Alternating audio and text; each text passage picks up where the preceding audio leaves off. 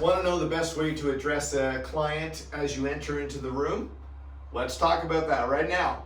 So we find that offices or practitioners that tend to have the I would say very healthy practices tend to focus more towards discussions around spine, okay, or function, and even on the upper echelon of that, we would talk about nervous system or nerve or brain health. So if we take that concept to light, what's the best way to approach a client when you're walking in the room?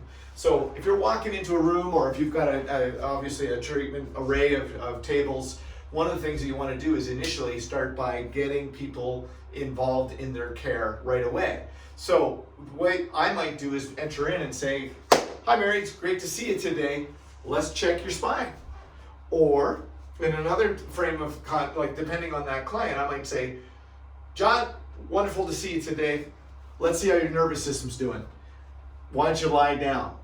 Now, in the case where an office is fairly well trained and someone's really prepared for their visit and they're actually laying down, which we highly recommend so they can relax and be ready, I might walk in and I might say, "John, it's great to see you. I see you're resting.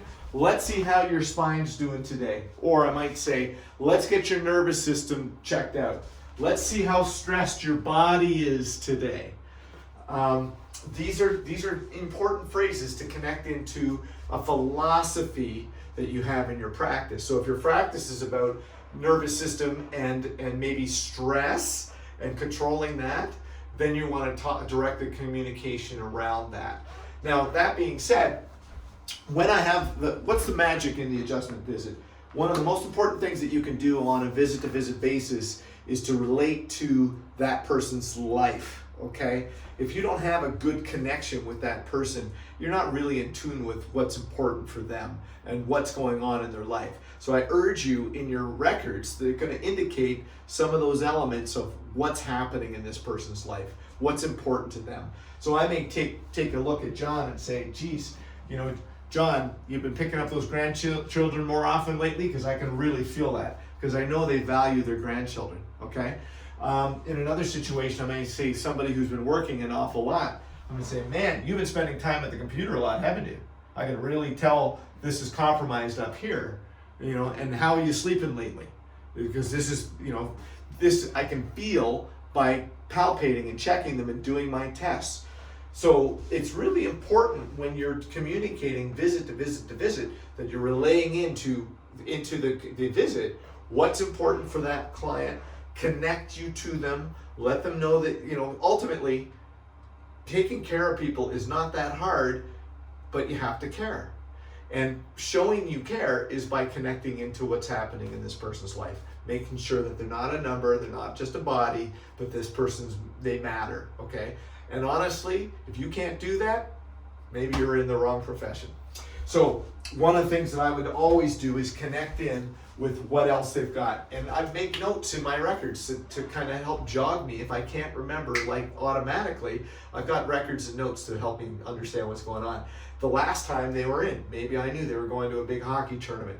Maybe I knew that they were going to be turning over their garden for fall. And they were going to be doing a lot of physical work, okay? So I'm going to check them, and I'm going to see, how'd you make out post your gardening? "Oh yeah, I can feel this, body's under some tension." How clear is your mental thinking? How well have you been sleeping lately, John? How's your energy been? Let's check. Let's see what we can do to improve that. Now, the other piece of magic in an adjustment visit is it's all about certainty. So both yours and the client's. So when you have completed an adjustment visit, you want to make sure that you can show them that you made an impact. So pick a test, pick whatever your procedures are, make sure you can do a pre-check, and then your post-check, you can demonstrate very clearly that you've made an impact. So this could be a muscle test, this could be a leg check, this could be a palpation, anything you want that is reliable and consistent, that is easy to use and build into your framework and your protocol.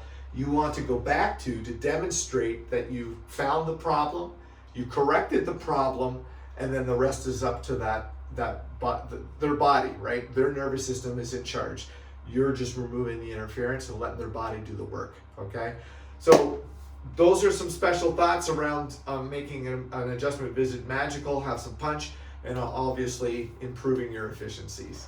Thanks for watching, and if you love it, subscribe and check us out. We'll have lots more videos relaying different aspects to the adjustment visit.